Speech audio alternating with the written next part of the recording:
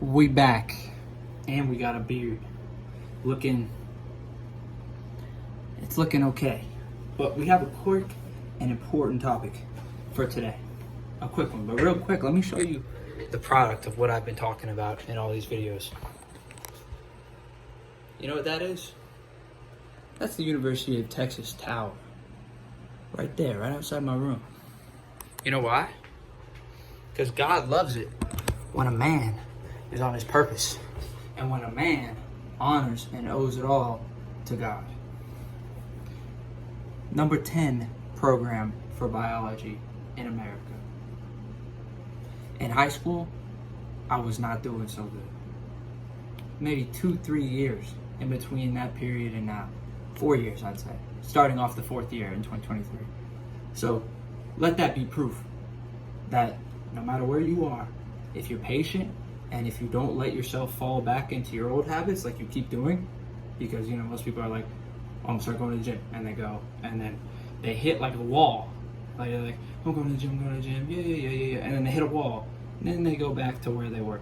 And if you're able to, set your where you were to here by changing your identity and how you view yourself, and I talked about that already in another video where you write out goals and where you want to be, and write out habits and stuff to achieve them. You can change where you view yourself on the wall.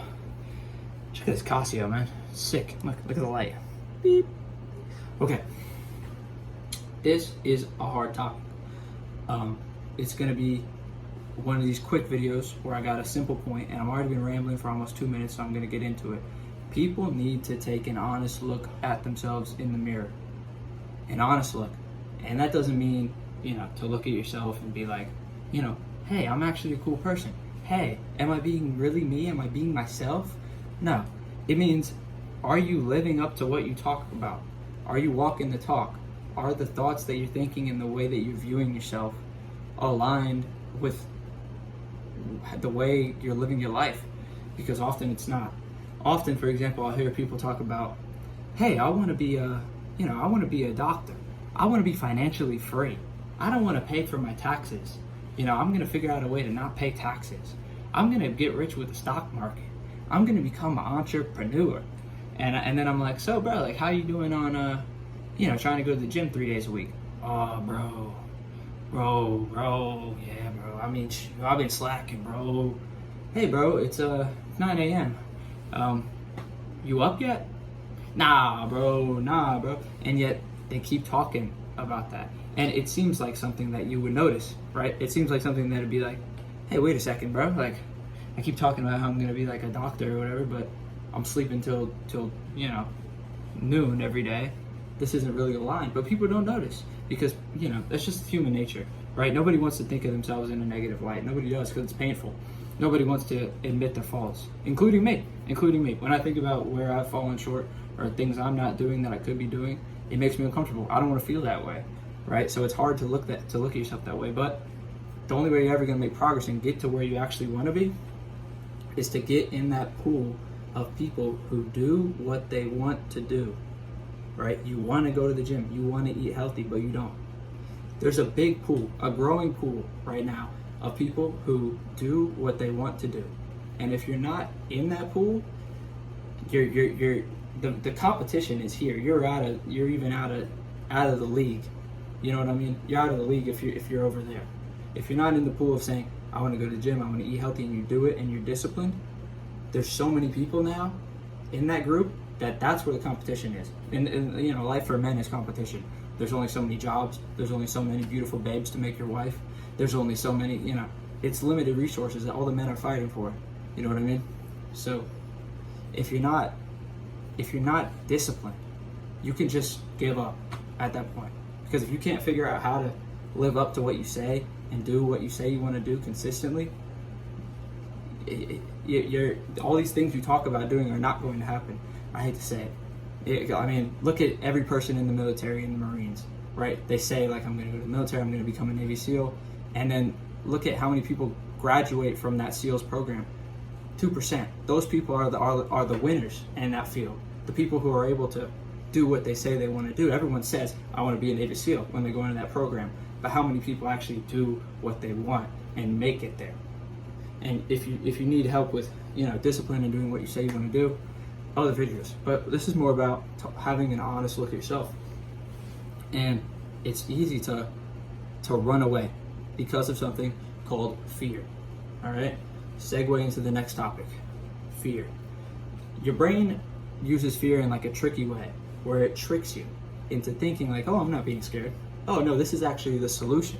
For example, if you have a lot of like social issues, right? If you're like, you always feel like you're not cool enough when you're in a group of people, you're always scared to speak up, etc., etc.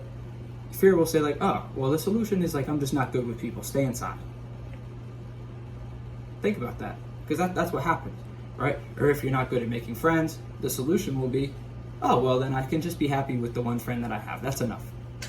You know what I mean? That voice is always going to be talking to you and saying like, this is the way to deal with that, but it's not the way. That's the voice of fear talking to you and telling you to do that. And so when it comes to, taking that look at yourself in the mirror, your brain's going to say, oh, well, no, what do you mean I'm not going to become a doctor? What do you mean? Oh, well, then I guess we just shouldn't think that way. We got to think positive. Because your brain's tricking you like this is the solution to the problem, but it's not the solution. The solution is actually much harder. The solution is actually looking at yourself and being like, yeah, the way I'm living isn't right, and I can't seem to get it together, and I'm a failure, and all those things that nobody wants to admit about themselves sometimes, right? Because if you don't have that conversation, it's going to be too late before you wake up and realize like, that your dreams are gone. That your dreams are gone. This is a dark video, buddy. A dark one. Okay. More on the topic of fear. I'll give you another example so you can better understand what I'm talking about. All right. So when it comes to apologizing to people, most people are just like, I'm not apologizing to him. I'm apologizing to him for what? Because fear is like, that's the solution. Don't apologize. Be macho man, because it protects your ego, right? Fear's job is to protect your ego in all of these situations, if you haven't caught on. So it's like, no, don't apologize to him. That's the solution. But the solution usually is doing the opposite of what your brain is telling you want to do, because your brain is operating out of a place of fear of growth, right? And then this goes back to like the root of it all, which is that growth is going to happen only when you get outside of where you're comfortable, right? And life automatically is going to force you outside of where you're comfortable, because you're going to get older, your parents are going to stop providing for you as much, women are going to reject you, yada yada yada. Stuff will happen to where you're like, okay, like now I have to grow, now I have to get better at this, now I have to make more money, yada yada yada. But people that really want to figure out how to grow are people that look at their brain saying like, oh, stay comfortable, and be like, no. Like, yeah, I don't know, David Goggins' mindset, who's that Navy SEAL guy who like, his brain says stop running, so he'll run 100 miles. Like, he's kind of nut. But the point is like, your brain will tell you to do one thing, and you're going to turn around and kick it up, beat it up, basically. Like, it says like, stop running. I'm not going to, like, you're in a war with your brain. And that's the thing with a lot of people who have depression. Like, their brain is saying like, stay in bed. And like, the thing is like, they're at like a war with themselves, where it's like, if they keep listening to their brain, they're doomed. But the moment that they're like, my brain is telling me this, and it goes back to fear, right? The fear of getting out of bed, fear of moving on with your life, fear of taking that look at yourself in the mirror and saying, I haven't even gotten out of bed this whole week, I'm depressed, yada yada yada. I could be so much more, yada yada yada. They want to stay where they are, because their brain's telling them like, this is where you should be, this is the comfortable spot. So the first step to all of it is really looking at yourself in your day-to-day and your ideal day-to-day. And I got this idea, this is a stolen idea, the one I'm about to talk about. Everything else was original, but this is a stolen idea. The number one increaser of testosterone among men, this is an interesting study, 700% increase in some people, was when they are placed into a situation of competition. And most people live their life with no competition or some imaginary competition, meaning they either wake up every day and they're like, oh, there's no competition, or they have this idea of like, oh, there's lots of people trying to get these jobs, I need to work hard. They don't have like a distinct competition. Like in this study, right, they were competing against one individual, they're competing against one person when they got their testosterone to go through the moon. You know what I mean? And I'm dropping bombs. If you can't tell, I'm moving fast. I drank big cup of coffee before the video. All right. So you need a specific competitor. So how do we find a specific competitor? It's easy. If you can't find one in real life, like a friend or an enemy or someone who you're trying to, one up, create your own idea of your enemy, your own imaginary version of you. And this version of you is grinding harder than you.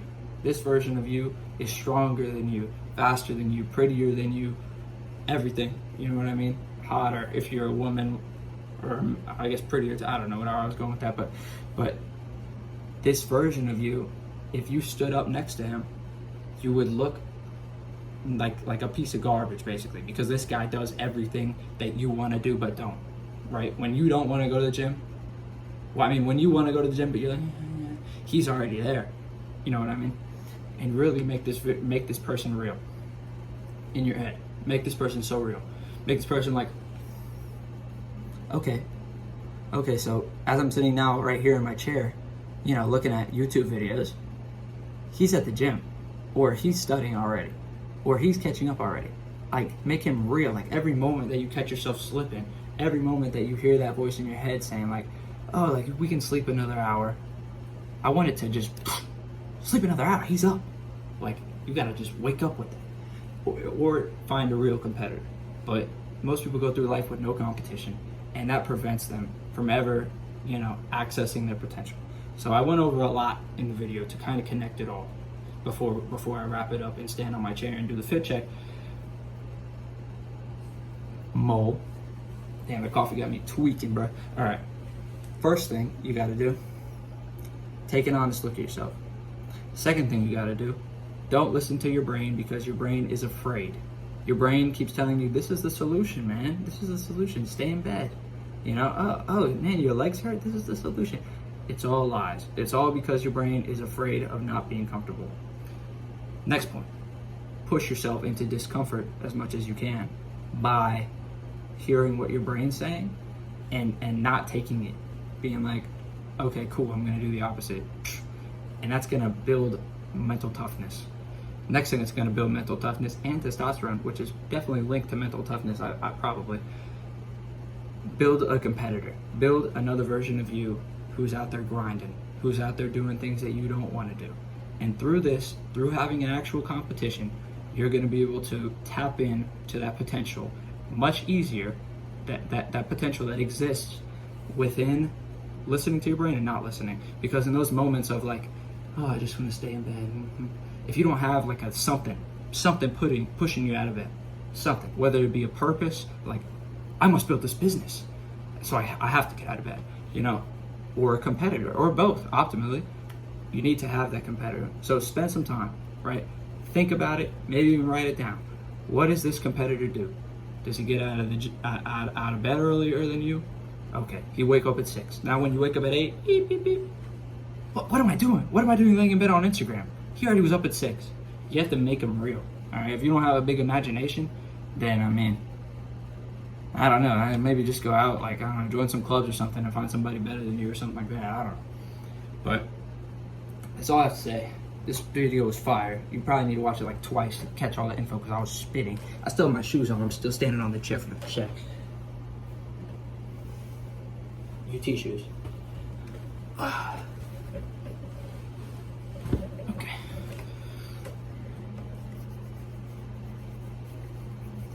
All right, guys. I love you. I hope that you guys have the best times in life and you achieve all your dreams. God bless everyone.